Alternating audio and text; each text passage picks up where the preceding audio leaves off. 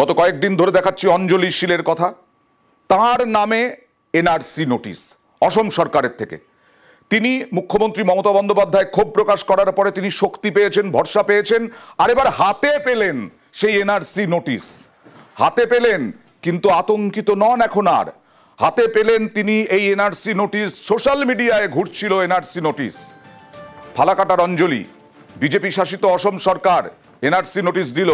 অঞ্জলি শীল এবার কি বলছেন? তিনি কি এখনো আতঙ্কিত? জানবো, যেটা বলছিলাম পুরোটা কথা বলবো প্রতিনিধি রাজকুমারের সাথে। রাজকুমার, দেখো অয়নদা, কার্যত দাঁতে দাঁত চেপে কিন্তু লড়াইয়ের প্রস্তুতি নিয়েছে এই অঞ্জলি শীল। আচ্ছা, কারণ তার দাবি যে যেখান থেকে এই নোটিশ এসেছে, অর্থাৎ অসমের যে ফরেনার্স ট্রাইব্যুনাল, সেই ট্রাইব্যুনালে গিয়ে তিনি এর বিরুদ্ধে লড়াই করবেন এবং জানতে চাইবেন যে তাকে কেন এই নোটিশ পাঠানো হয়েছে। অঞ্জলি শীলের দাবি তার জন্ম অসমে, এমনকি তার স্বামীও জন্মগ্রহণ করেছে অসমে। তাহলে তারা কিভাবে বেআইনিভাবে অনুপ্রবেশ করে, যে নোটিশে যেই কথা উল্লেখ রয়েছে এইভাবে কিভাবে তাদের এই নোটিশ পাঠানো যায়, এই লড়াইয়ের কিন্তু প্রস্তুতি নিচ্ছে অঞ্জলি শীল। তিনি অসমে যাওয়ার প্রস্তুতি নিচ্ছেন। শুধু তাই নয়, অঞ্জলি শীলের পাশে দাঁড়িয়েছে তৃণমূল কংগ্রেস এই দুই রাজনৈতিক দল এবং প্রতিবেশীরাও কিন্তু অয়নদা অঞ্জলি শীলের পাশে দাঁড়িয়েছে। কারণ বাংলার গ্রাম জটেশ্বর, সেই গ্রামবাসীরা পরিষ্কার জানিয়ে দিচ্ছেন যে অঞ্জলি শীলরা এখানে দীর্ঘদিনের বাসিন্দা, ফলে তাদের পাশে তারা রয়েছে। একদম। এখান এই নিয়েও রাজনীতি তুঙ্গে উঠেছিল। অঞ্জলি শীল কি বলছেন নতুন করে একবার দেখাবো।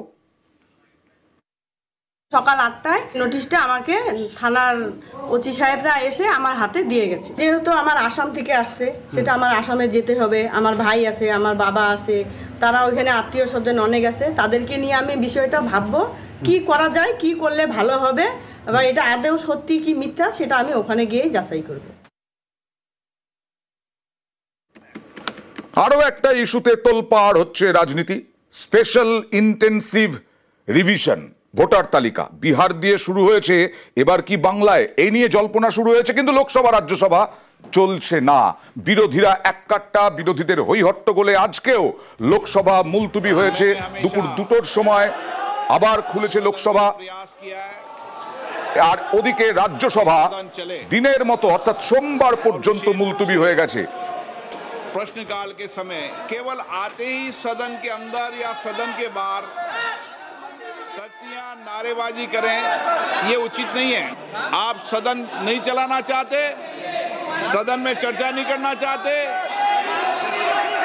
नियोजित गतिरोध लोकतंत्र के लिए उचित नहीं है। आप सदन नहीं चलाना चाहते, सदन में चर्चा नहीं करना चाहते, आप अगर सदन नहीं चलाना चाहते तो सदन की कार्रवाई आज 2 बजे तक के लिए स्थगित की जाती है। 2টো পর্যন্ত মুলতুবি হলো। মুলতুবি ঘোষণা করলেন স্পিকার ওম বিড়লা। মৈত্রী, দুপুর 2টোর পরে কি হলো? দেখুন, দুপুর 2টোর পরে ফের যখন লোকসভা বসে এবং তারপরেও কিছু বিরোধীরা একই রকম ভাবে এসআইআর এর আলোচনার দাবিতে তারা সোচ্চার ছিলেন এবং এসআইআর স্ক্র্যাপ করতে হবে সেই দাবি তুলে সরব হন বিরোধীরা। এবং সেই তুমুল হট্টগোলের মধ্যে তখন স্পিকারের দায়িত্ব সামলাচ্ছিলেন জগদম্বিকা পাল সাংসদ। তিনি বেশ কিছুক্ষণ নিরস্ত করার চেষ্টা করেন, তবে সেই হট্টগোলের মাঝখানেই ফের অধিবেশন মুলতবি হয়ে যায় এবার গোটা দিনের জন্য। ফলে একেবারে পরবর্তী অধিবেশন বসবে সোমবার বেলা 11টার সময়।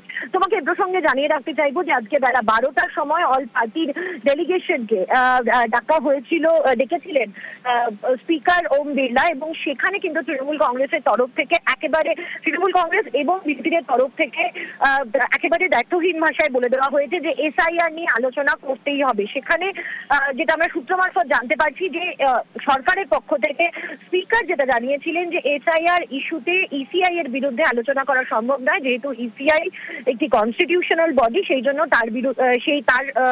তার কোনো বিষয় নিয়ে আলোচনা করা সম্ভব নয়। কিন্তু বিরোধীদের বক্তব্য যে এটা নাগরিকত্বের ইস্যু এবং এই ইস্যু নিয়ে আলোচনা করতেই হবে। ফলে আগামী সপ্তাহে, যেখানে আমরা জানি যে অপারেশন সিঁদুরের জন্য সময় চূড়ান্ত করা আছে, সেখানে শোনা যাচ্ছে মৈত্রী, মৈত্রেয়ী, তাহলে কি সোমবার থেকেও অচলাবস্থা জারি থাকবে আর কমিশনের অফিস ঘেরাওয়ের তোড়জোড় করছে, যেটা মুখ্যমন্ত্রী মমতা বন্দ্যোপাধ্যায়, তৃণমূল নেত্রী মমতা বন্দ্যোপাধ্যায় হুঁশিয়ারি দিয়েছিলেন 21-এর মঞ্চ থেকে, সেটাই কি হবে? দেখো, তৃণমূল কংগ্রেসের তরফ থেকে কিন্তু সেই ইঙ্গিতই দেওয়া হয়েছে যে তারা প্রয়োজনে অন্যান্য যারা ইন্ডিয়া ব্লক পার্টির যারা সদস্যরা রয়েছে তাদের সাথে কথা বলে প্রয়োজনে জাতীয় নির্বাচন কমিশন ঘেরাওয়ের কর্মসূচি তারা নেবেন এবং তারা সংসদে তাদের যে দাবি অর্থাৎ এসআইআর, তাদের অন্যতম মূল দাবি এই এসআইআর নিয়ে আলোচনার দাবি তারা জানাবেন এবং তারা আগামী সপ্তাহেও তারা সরব থাকবেন। ফলে সেক্ষেত্রে দাঁড়িয়ে যদি তৃণমূল কংগ্রেস এবং অন্যান্য বিরোধীরাও সরব থাকেন তাহলে আগামী সপ্তাহেও কিন্তু সংসদ উত্তাল হওয়ার সম্ভাবনা রয়েছে এই এসআইআর ইস্যুতেও। সেক্ষেত্রে দাঁড়িয়ে অপারেশন সিঁদুর নিয়ে আলোচনা কতটা এগোয় সেটাও কিন্তু প্রশ্ন থাকছে। ফলে আগামী সপ্তাহেও কিন্তু এই এসআইআর ইস্যুই মূল ইস্যু হতে চলেছে সংসদের, তেমনটাই কিন্তু তৃণমূল সহ অন্যান্য বিরোধীরা জানাচ্ছেন। বেশ, আর 21 জুলাইয়ের মঞ্চ থেকে কি হুঁশিয়ারি দিয়েছিলেন দেখুন। हम इलेक्शन कमीशन को चेयर को रेस्पेक्ट करते हैं, लेकिन जैसे बिहार में 40 लाखों का ज्यादा आदमी को नाम निकाल दिया और बंगाल में भी करने वाला है, अगर करेगा तो घेराव कर्मसूची करेंगे, पूरा घेराव होगा, पूरा आंदोलन होगा।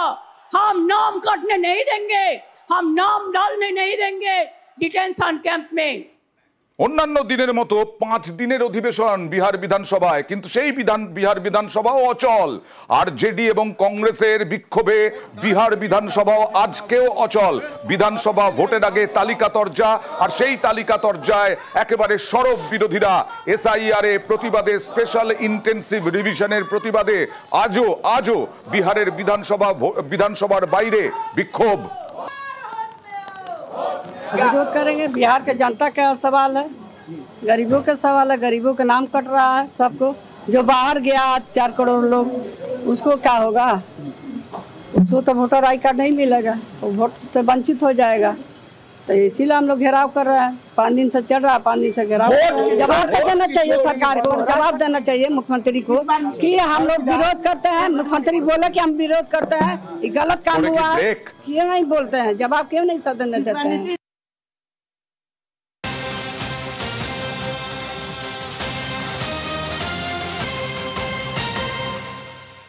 খুনের চেষ্টার অভিযোগ, আরজেডি নেতা তেজস্বী যাদবকে বড়সড় অভিযোগ করলেন রাবড়ি দেবী।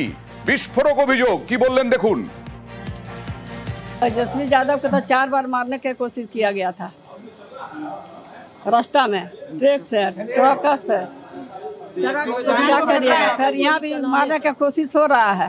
हम लोग जानते हैं कौन कौन आदमी लगा हुआ है। आप कह रहे हैं तेजस्वी के जान को खतरा है? जान के खतरा है। हम लोग तो सिफारिश किए हैं, और साजिश कौन करेगा? बीजेपी जदयू का छोड़ के कौन करेगा साजिश? यहाँ बिहार में कौन है साजिश करने वाला?